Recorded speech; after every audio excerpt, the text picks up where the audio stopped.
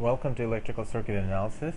Throughout this tutorial, I'd like to request you to pause this video whenever you need it and keep pen and paper with you so that we can solve problems to consolidate our understanding. In this tutorial, we're going to learn how to determine equivalent resistance. In other words, we'll learn how by series, parallel, or Wye-Delta transformation, we can replace a large resistive network with a single resistor and reduce the size of the circuit. Now, two or more circuit elements are in series if they exclusively share a single node and consequently carry the same current. Here I've highlighted the words exclusively share a node.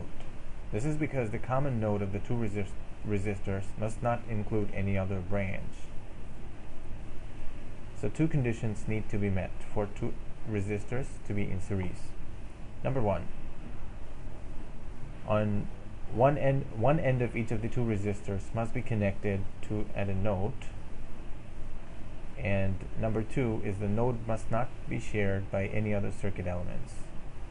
So in the circuit below, for example, here R5 and R6 share a node E.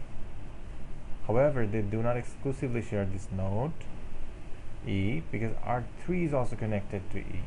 This means R5 and R6 are not in series. So two conditions. One end of each of the two resistors must be connected at a node, and the second condition is that the node must not be shared by any other circuit elements.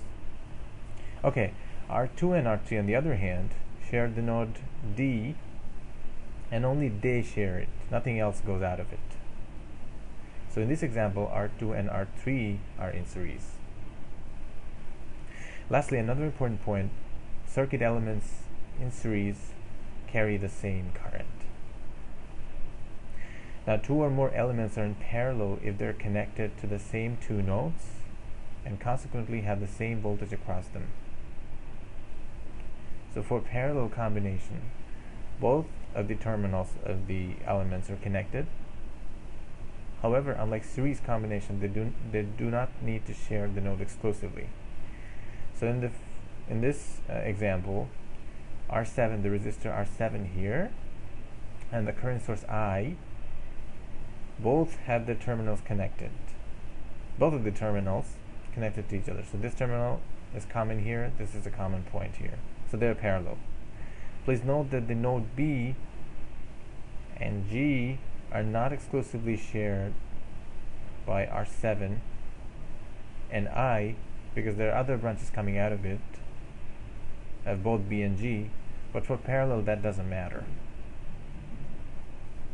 So we can say that R7 and I in parallel. So for series you need to meet two conditions.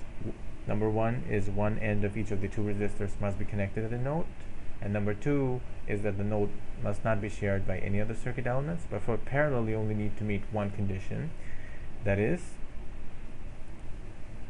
they must be connected to the same two nodes and consequently have the same voltage across them.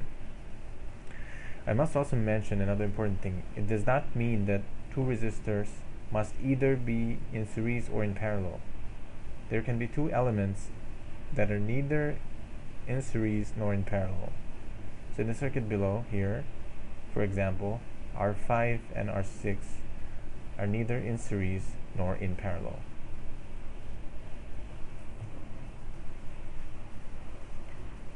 Now, resistors in series can be replaced with a single resistor whose resistance is equal to the sum of the resistance of the individual resistors. So if you have n resistors in series, to determine the equivalent resistance, you just sum the resistance of each of the resistors.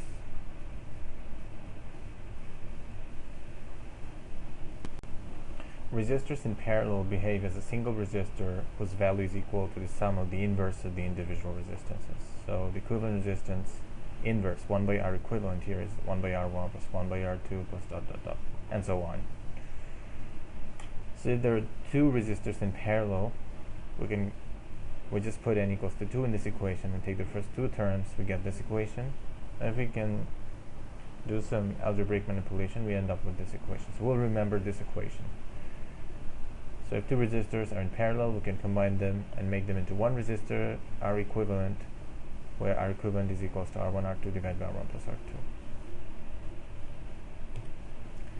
Now, determining equivalent resistance allows us to replace large resistive networks with a single resistor.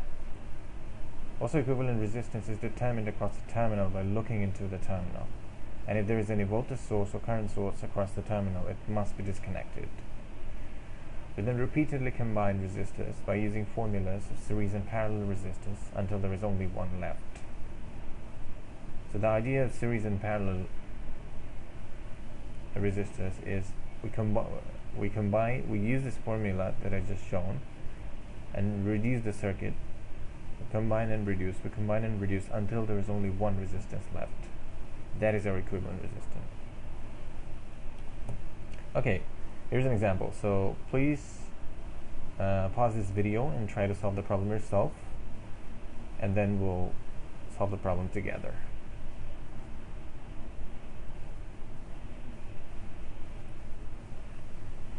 Okay, so hopefully you've been able to solve the problem here. So here 1 and 5, these two resistors are in series, so if we combine them you can make 6, and 3 and 6 are in parallel, so 3 times 6 divided by 3 plus 6, which ends up with 2 ohm resistor. So again, this 2 ohm resistor and this 2 ohm resistor are in series, and if we combine them, that one and the 6 ohm resistor will be in parallel, so we can do 4 times 6 divided by 4 plus 6, which becomes 2.4, and then we have 3 resistors in series, 4, 2.4 and 8. So we just sum them to determine the overall equivalent resistance by looking into this terminal. Okay, now please pause this video and try to solve this problem, and then we'll see the answer.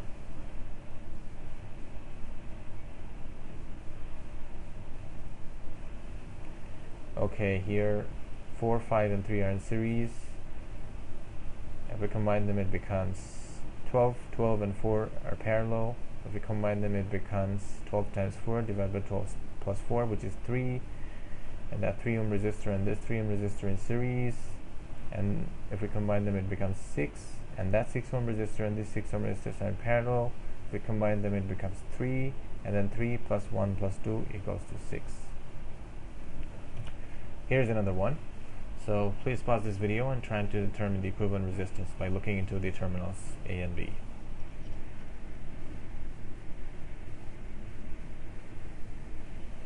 Okay, so hopefully you've determined the answer. Here the 6 ohm resistor and the 3 ohm resistor are in parallel, and the 12 ohm resistor and the 4 ohm resistor are also in parallel. So 12 and 4 can be combined as 12 times 4 divided by 12 plus 4, which is 3. And 3 and 6 ohm resistor can be combined as 3 times 6 divided by 3 plus 6. And 1 and 5 ohm resistor here are also in series, so you can combine them as well. Then it will become parallel to this resistor. Okay, now please pause this video again and solve this problem, and then we'll match our answers.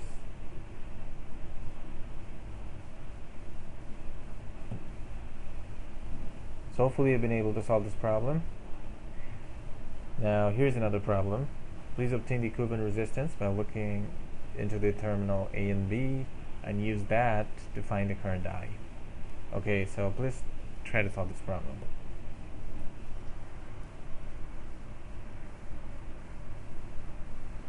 Okay, I'm sure you're having a hard time solving this problem. This is because I regret to inform you that there are no two resistors in this circuit that are in series and no two resistors in the circuit that are in parallel. So how do we solve this type of problems? The answer is we apply Wye-Delta Transformation to solve this problem. Here I'm going to describe what that is. The network in figure A here looks like the Greek letter delta. So it is called a delta circuit, a delta configuration. And the network in figure 1B looks like a pi. So it is called a pi circuit or pi configuration. However, if you compare 1A and 1B, it becomes obvious that both of the networks in figure 1 are identical. If I just remove the wire here, and connect this point and this point, we get the circuit in figure A. So we can call both of them delta circuit or delta configuration. So both of these circuits in figure A are delta configurations. Again, the network in figure 2A here looks like a Y, so it is called a Y circuit, and the network in figure 2B looks like a T, English letter T, so it's called a T circuit. However, if we compare figure 2A and 2B, it becomes obvious that both of the networks or configurations are actually identical, so we can call both of them Y circuit or Y configuration. Wye-Delta transformation allows us to convert a delta configuration in figure 1 to a Y configuration in figure 2 and vice versa. Now, why would anyone want to do this? The main idea of Wye-Delta transformation is that once you replace a Y with a delta or a delta with a Y, you discover series and parallel resistors which you can combine in the usual way. So in this way, Wye-Delta transformation allows us to discover series parallel resistors in the circuit and find the equivalent resistance thereby. The workflow of determining equivalent circuit involves finding series parallel combinations first, because they are much easier to handle. If you don't find one, then we apply Wye-Delta transformation, because it involves a little complicated process than series parallel combinations. To discover series parallel resistors in the circuit and find the equivalent resistance. We'll now discuss how we can convert a delta configuration to a Y configuration. Let's say we have a delta configuration here, the outer triangle here, this one. This is the delta configuration we're talking about, RA, consisting of RA, RB, and RC. We want to replace it with a Y configuration, that is R1, R2, and R3, the configuration inside the triangle. So it is clear that we need to determine the values of R1, R2, and R3 to perform this replacement. The values can be determined using the equations shown above. I mean, obviously you can memorize these equations, however there is an easy way to memorize this thing. Notice that the denominator of the equations are identical, the sum of the three delta resistors. So you just compute that first and note it down. Also note that the two adjacent delta resistors of R1 are RB and RC. And if you multiply them, if you multiply RB and RC, you get the denominator for the equation of R1. Again, note that the two adjacent delta resistors of R2 are RA and RC, and if you multiply them, this becomes the numerator of the equation of R2 here. Again, note that the two adjacent delta resistors of R3 here are RA and RB, and if you multiply RA times RB, you get the numerator of the equation of R3. So we have kind of discovered the mnemonic pattern here. So each resistor in the Y network is the product of the resistor in the two adjacent delta branches, divided by the sum of the three delta resistors.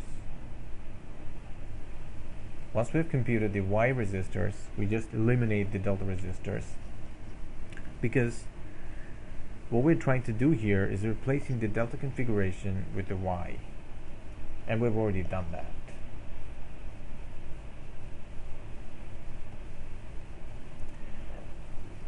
Okay, now please pause this video and try to convert this delta configuration into a Y, and then we'll solve this problem together.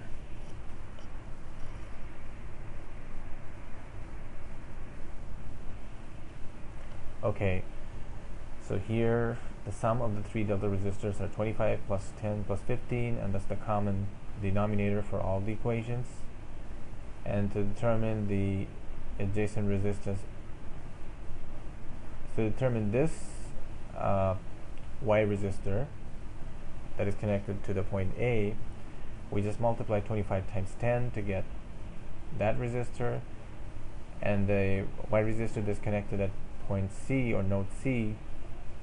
To obtain that resistor, or basically the numerator of the equation of that resistor is 15 times 10, so we put it in here.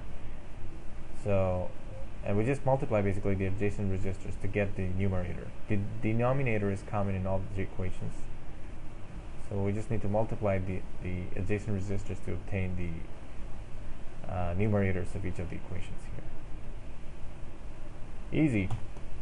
Now we'll now discuss now we'll learn to do the opposite transformation. How to replace a Y with the delta configuration. Let's say we have a Y configuration here, R1, R2, and R3, the configuration inside the triangle. We'll want to replace it with the delta, that is RA, RB, and RC here, the outer triangle here. So it is clear that we need to determine the values of RA, RB, and RC to perform this replacement. The values can be determined using the equations on the right. You can obviously memorize these equations again. However, there is an easy way to remember this. Note that the numerator of the equations are identical. The sum of the 3 Y resistors taken 2 at a time. So you just compute that first and note it down. Also note that the opposite Y resistors of RA is R1, the opposite Y resistor of RB is R2, and the opposite Y resistor of RC is R3. So in this way we can easily remember this thing, and the opposite resistor is basically the denominator. So RA's equation's denominator is its opposite equation, opposite Y resistor, excuse me. RB's equation's denominator is its opposite resistor, and RC's equation's denominator is opposite Y resistor. So the bottom line is each resistor in the delta network is the sum of all possible products of Y resistors taken 2 at a time divided by the opposite resistor. Once we have computed the delta resistors, we just need to eliminate the Y resistors, because what we're trying to do here is replacing the Y configuration with the delta. Now please pause this video and try to solve this problem, and then we'll match our answers.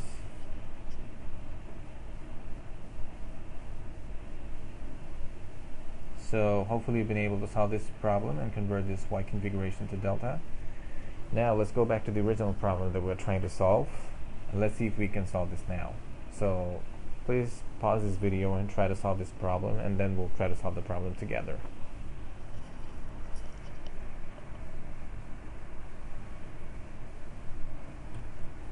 Okay, so here I first remove the voltage source, because as I mentioned, we're in the equivalent resistance determination part earlier, that we need to eliminate any voltage source connected to our terminals, or current source for that matter.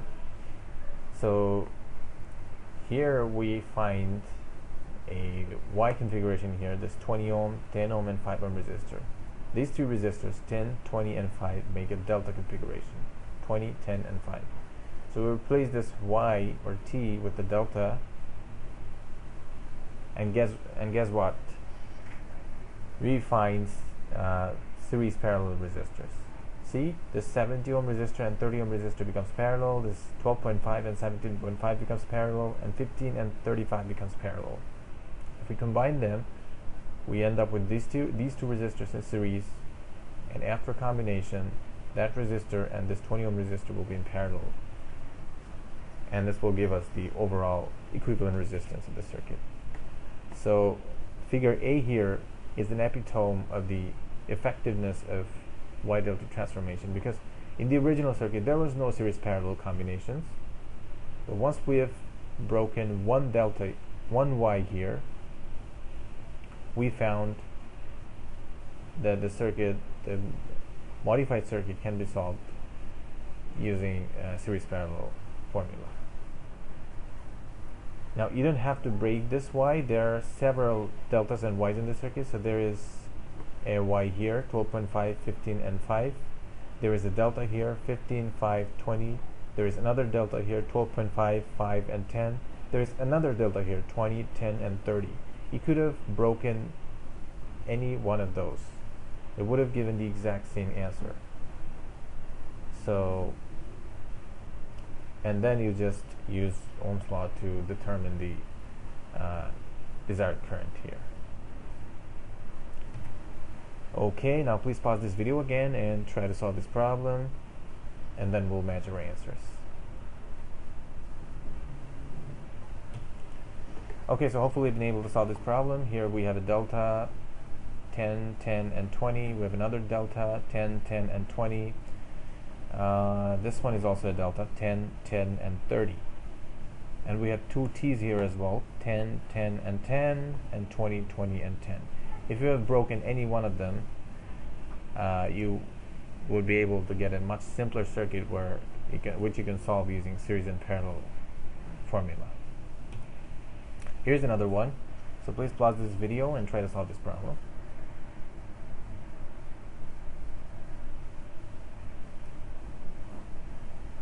Okay, so there are several deltas and T's in the circuit, so let's count the deltas first.